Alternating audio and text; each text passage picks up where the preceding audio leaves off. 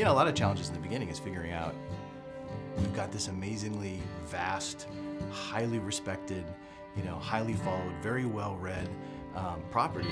How do you bring that to a game and do it justice? There are so many different things within the books that were clearly had to be a certain way. There was so much strife about whether we were going to do Tom Bombadil at all, and the conversation about, well, Tom Bombadil wasn't in the movies, and there's a reason why it was cut. We had a very strong belief on what we thought was going to make this story great.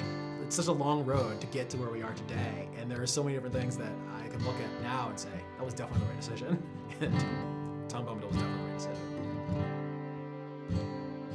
decision. So at launch, it was, you know, we had 8 regions. We kind of worked our way through the Shire. We ended up in Angmar. You know, it was a, we thought, huge world at the time. In fact, I think at the time it was one of the largest pieces of landscape ever released for a game. Eyes and ears and hearts and minds and everything opened up to us to see how we addressed, you know, how do you do a story in this world? You know, we can't be Frodo, right? I mean, these are the things that people thought the game was going to be, that I could be Frodo and I'm going to run through Middle-earth. You know, we had to get them to understand what our take was, that we were allowing you to tell your own story within Tolkien's story. Our goal was, this has to look unlike any place that anybody's ever been in an MMO, right? And hopefully also in an RPG, because when you read about Moria, it's this big, huge, giant, expansive, cavernous place. The idea was to use, to make it a landscape space with not one, but 2 separate height maps. So there'd be a height map for the floor and then a height map for the ceiling. That was something we'd never done before, doing the vast landscapey interior dungeon. It's really hard without a date file and without having sky and clouds and sun and all the colors that brings in. And you could have 2 stretches that have the same grass pattern, the same little huts, and you swap out sunny blue sky for crazy red, green, shimmery, evil thing, and it totally changes the look and feel. Not having that in Moria, it was much more challenging. Yeah.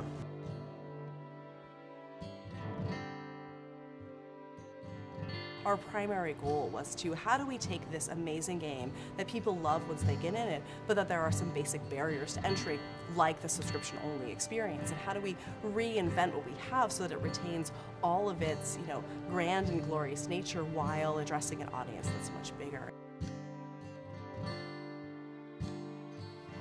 We are standing on a mound of content that is, you know, almost 10 years old, going back to when we first started early development of the Turbine. I think it's a credit to the early architects of the game that we're able to, you know, continue to add on to it and grow it and do remarkable things. Coming into Rohan, we have a totally new space. We have a totally new way of playing across it.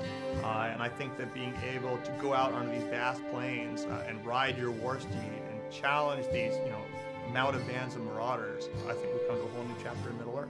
This is where the War of the Ring begins. At a high level, we're sort of, the training wheels are coming off. We're out of Eriador, we're east of the Misty Mountains, into the very epic, action-oriented portion of the fiction.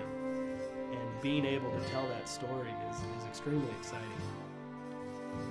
Loach has grown and gotten stronger over 5 years. Which is a huge testament to this game and to this team. You know, the team has grown, the game has grown. We're not slowing down, if anything, we're speeding up. It's going to be a fantastic 2012.